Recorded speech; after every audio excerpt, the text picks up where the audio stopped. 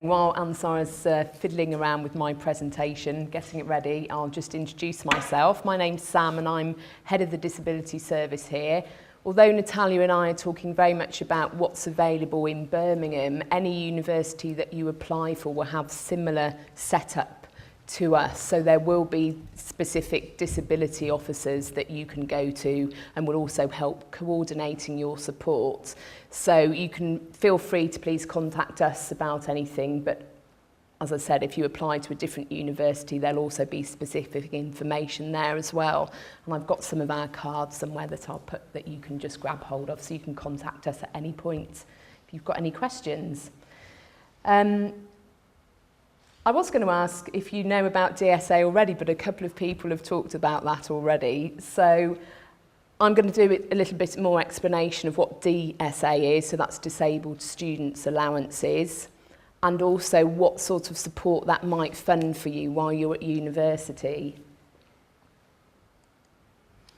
So similarly to the loans that Ansar was talking about, it's not something that you have to pay back. And similarly, it doesn't actually look at your parental income. It's something completely different. So it's a grant, not a loan. You don't get the cash in your hands to spend as you like, I'm afraid. They just pay the people directly who give you support.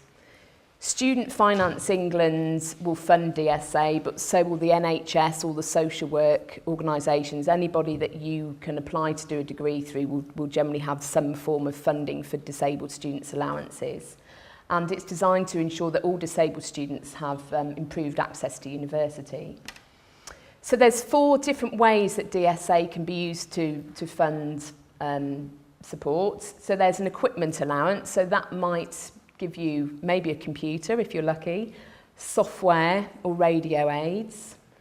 There's this really horrible term, non-medical helpers, which covers people, basically. So note-taking support, interpreters, study coaches, or teacher of the deaf support, which some of our students get. There's what they call the general allowance, so that might be internet access, paper or batteries. Not for your hearing aid though, I'm afraid, more like for your dictaphone. And then also transport, which will usually be taxi support for people with mobility impairments. It's really easy to get DSA. If you're applying for student finance anyway, all you have to do is to tick a box on the form declaring that you're disabled, and they'll send you some paperwork to complete. You do need to give them some medical evidence or an audiologist report, and then they'll tell you what to do next. So you go through having an assessment, and then you get a kind of an actual paper report. You can order your equipment once it's authorised, and then it's a really good idea to contact the university's disability service, who can then help you to arrange any other support that you need.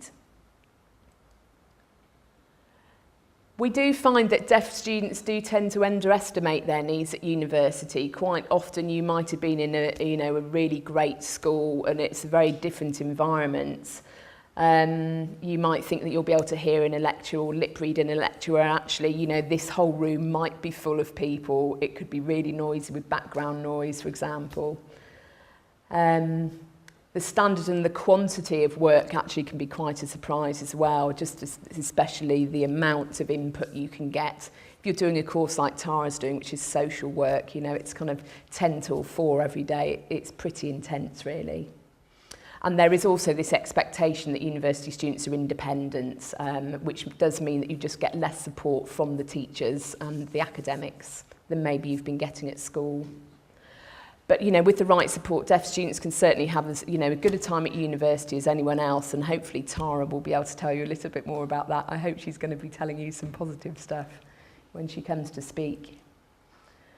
So the National Deaf Children's Society have kind of got this quote, which just explains a little bit about the range of skills, really, that your deafness might have an impact on. So, it's concentration as well as just the listening skills. It's about language development. There's a whole list of things there, which might explain a little bit about, why you might need to have such a different range of support. So some of the things that some of our students have had funded through Disabled Students Allowances, we have really good relationships with the local teacher of the deaf service. You may or may not have had interactions with them while you've been at school, but sometimes they will come in and they'll just do a one-off session maybe with one of our students, just to, you know, discuss through different issues with them, talk about maybe structuring, you know, your essays and things like that. And we've had some really positive students from the students, positive feedback from the students. They can also sometimes actually come in and communicate directly with the academic staff to give them a little bit more information about the impact of your deafness. They also, if you ever have exam modification, they can do that as well.